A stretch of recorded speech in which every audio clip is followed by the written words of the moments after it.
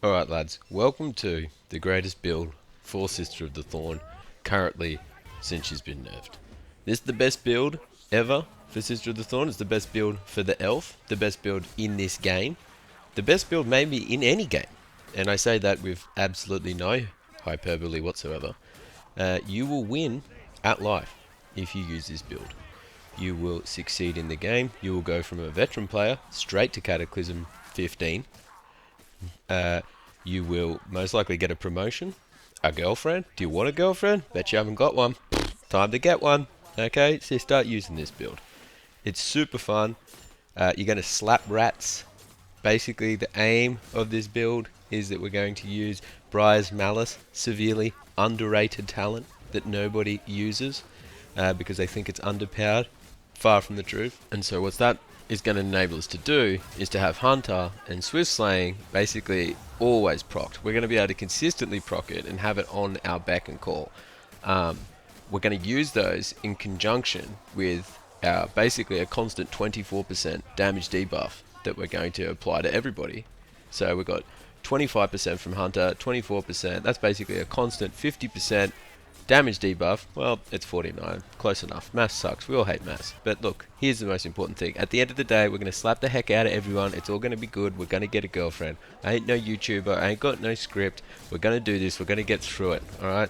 Bear with me. Let's go. Let's slap some rats. Alright, lovely clear afternoon here back at the keep. Let's get back in. Let's get into it, lads. Okay, so basically, the rundown of how this build is going to work is basically what we're going to be doing. We're going to constantly be spamming our ult. The constant spamming of our ult is going to give us that constant spamming of crits, and the constant spamming of crits is going to give us the procking of Hunter consistently and the procking of Swift Slaying consistently. See how that works? It's wonderful. So basically, what we're going to be doing is you fire off your ult, chuck a javelin, right? Don't hit your ult again. That's only what dummies do when they accidentally press the button twice, and then just slap away, right? Now, so what we're gonna do, what's gonna happen there is that we're gonna get that get the Hunter. Now remember, you only get Hunter from you can melee with the javelin, right?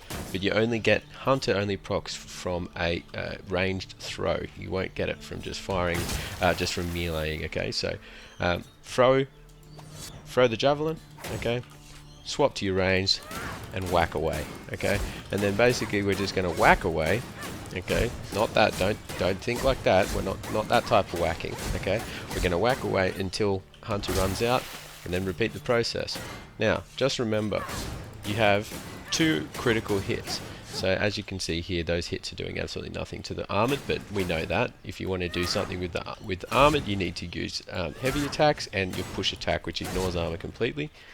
But one thing to note is that we can get Hunter running because Hunter affects armor classes. So we can get Hunter running on 2 armor classes at the same time, so we can go Bushka, right? That's going to enable us to have a 25% debuff on armored and non-armored at the same time, and then once we start slapping away with this, 2 slaps is all it takes, or 1 charged attack because it has both weapons applying one stack each time of your damage debuff. We're up to now close to 50% damage debuff. So that's it. Does that make any sense? I don't know. Let's move on. To the talents, I'm not going to run through all the talents. I'm pretty sure everyone's aware of the talents at this stage. But level 5, we're going to be using Weave Bound, melee critical strikes, and headshots restore 2 temporary health. Critical headshots restore twice as much. Pretty self-explanatory. We're doing crits all the time. It's very easy to just generate temp health with this. Number 10, Briar's Malice. Our level 10 Briar's Malice. Casting, Thorn grants Carillion 2 guaranteed critical strikes. As we said, this is the sort of cornerstone of this build, and something I don't think, well, it's definitely not mentioned here, but I don't think a lot of people know is that you can stack Briar's Malice, those crits. 2 things to note. You can stack them, which is very handy when you're just in areas of the map where there's not much going on, or if you're playing Legend or something like this and there's people getting books, you can just be stacking those crits up, and you might, or another thing to notice is you could have a purple pot. You could get up to 12 crits in a row, right? Which you can then unload on a monster, or you can just, when you know, are roaming patrol around, you can just smoke them up with that. Very, very fun. One thing to note is that the even if you do an air swing, that crit, you'll lose the crit. So if you have 2 crits and you air swing once, you now have 1. Okay, just maintain, just look in the bottom left, okay, and you'll see how many crits you got left. Enhanced power on our level 15 is just for some range breakpoints on the javelin. Now the javelin is going to be able to basically one-shot body shot every special, and on Kata hit him in the head. 20 bonded spirit. Again, it's cornerstone of this build. Reduce the cooldown of radiance by 50%. Taking damage increases the cooldown by 2%, 2 seconds rather. Just don't take damage, and we're golden. And this will enable us to spam the dang heck out of our ult, which in turn gives us the Briar's Malice crits. Recursive Toxin on the level 25 talent.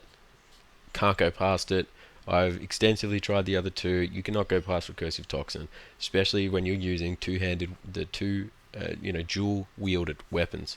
Especially when those dual wielded weapons, I'm thinking, every single one of them, the daggers, the swords, all the heavy attacks use both at the same time, and both of those, so all you have to do is attack 1 heavy hit and it applies Recursive Toxin, both, right? So 2 stacks up to that. So then subsequent hits by you, subsequent hits by anybody has got that 24%, right? Now when we're going to run Hunter, as I've said before, that's going to absolutely, that we're stacking now up to 50%, 49, close enough, let's go. Okay, level 30, Black Venom Thicket.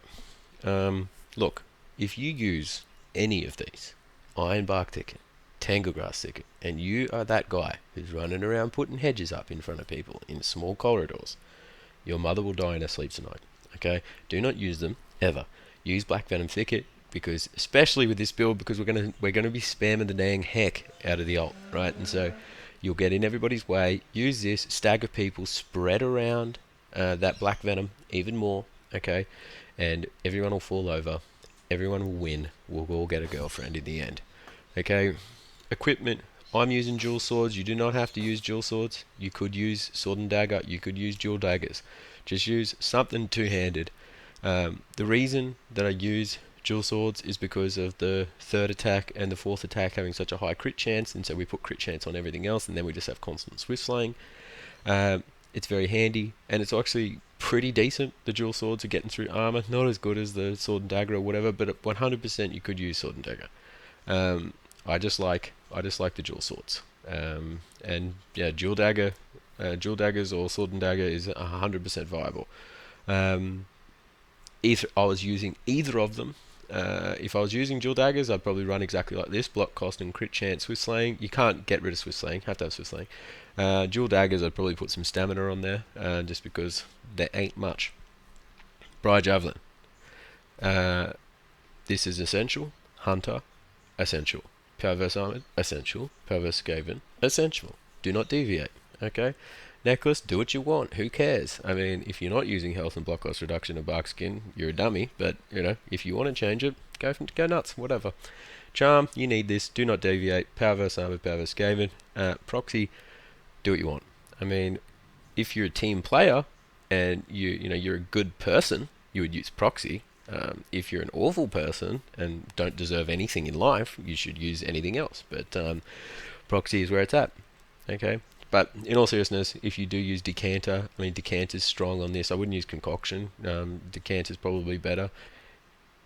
When it comes to the trinket, cooldown reduction and crit chance, I mean, you could, I guess you could swap these, but I wouldn't. Actually, no, you can't. I've changed my mind. Don't do it.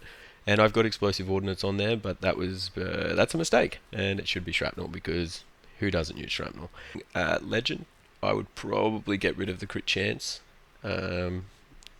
Yeah, probably I would get rid of crit chance and swap that in for curse resistance, or just be like super cool and just don't even use curse resistance, even if people are getting books. Okay, and so that's basically it, lads. So as you can see, and I mean, there was a little bit of gameplay footage at the start, and I'd put some elsewhere, but look, I don't even have to. The build is epic. I don't want to waste any more of your time. I've given you the deets, bros. Just go in there, get it happening, and just absolutely start slaying some dang ratties. And get out there and just talk to her, approach her, you know, and just say, hey, what are you doing today? You know, would you like a cup of coffee? All right, let's get it happening, lads. See you later.